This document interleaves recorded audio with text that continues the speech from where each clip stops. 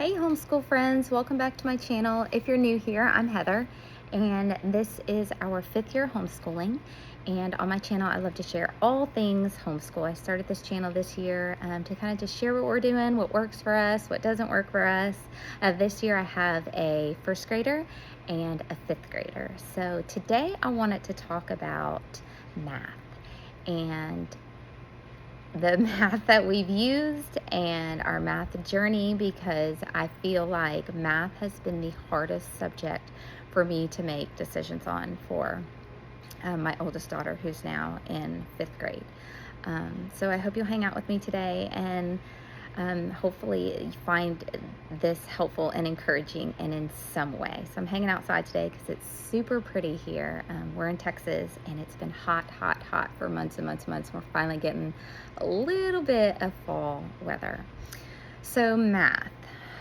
All right, so my daughter started with, when she first started homeschooling, we started with Horizons. And let me preface by saying any of the curriculums that I mentioned today, I think all can offer something wonderful to your homeschool.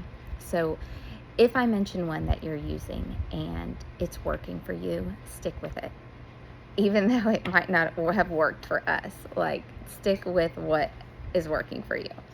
My son has made 0 changes in his math since we started with school with him. He's has used Math with Confidence K1, and he's now using Math with Confidence 2, and that has been a perfect fit for him. He loves games. He loves the lessons, and they're not too long, and the amount of work in the workbook pages is just perfect for him. And so I don't plan on making a change with him at all. Now, my daughter, let's back up like 5 years ago when we first started homeschooling, and I was completely overwhelmed with the amount of options for math. I'm a former public school teacher and I didn't have any choices. My curriculum was laid on my desk on the very first day of school, and that's what I taught. So we started with Horizons with my daughter. She was in 1st grade, and it was good. I mean, I didn't have any issues with her work. I think that she was learning a ton with it. My only problem with it was I felt like at the time the teacher's guide was lacking for me. Not that I needed a whole lot of support for teaching 1st grade math skills, but my fear was that if this was something that we stuck with, that I would need more support as she got older with more challenging skills. So we ended up switching to The Good and the Beautiful. Oh, actually, we did a little bit of Singapore math. That was not a good fit for us either.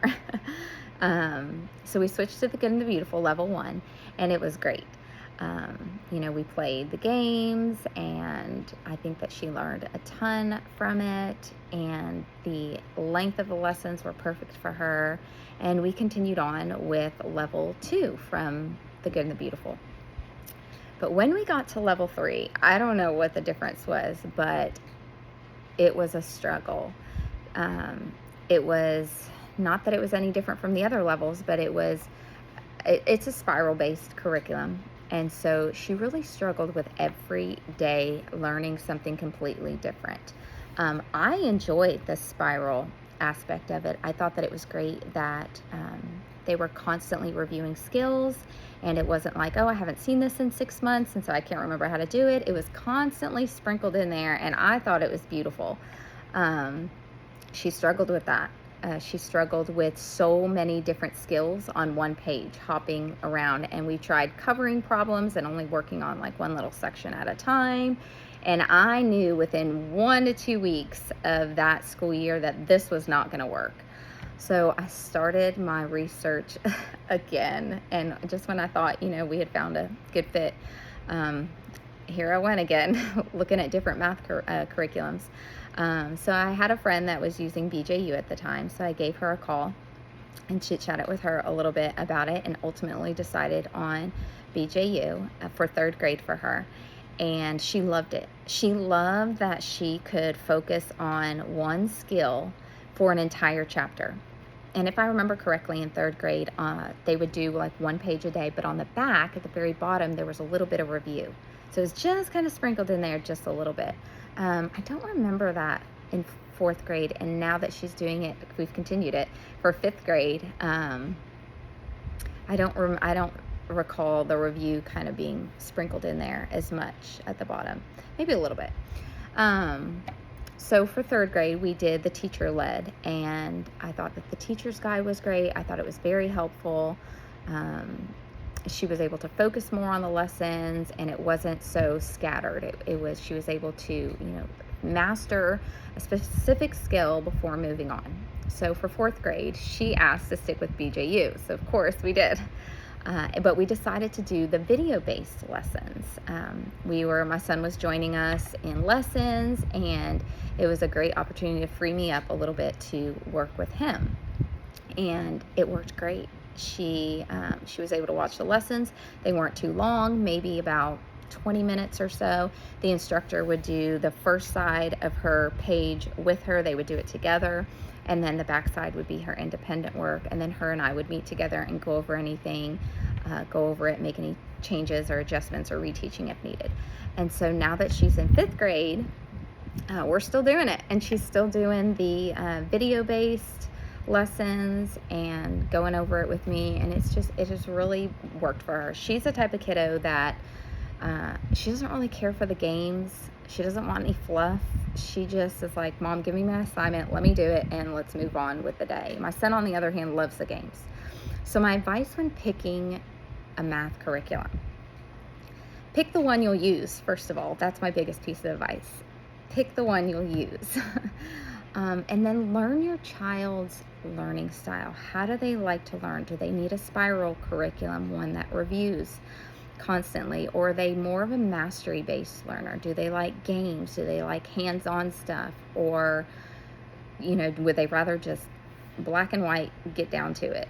I have two completely different learners, and they're using two completely different maths, but we make it work, and they're both learning, and it's been beautiful.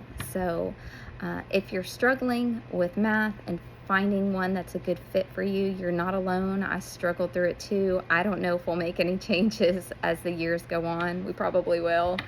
But right now this is working for us, and I just wanted to share with you that, it is overwhelming. So if you have any questions about any of the ones that I mentioned today and want to know more about them, I would love to share and help you with making your decision on math.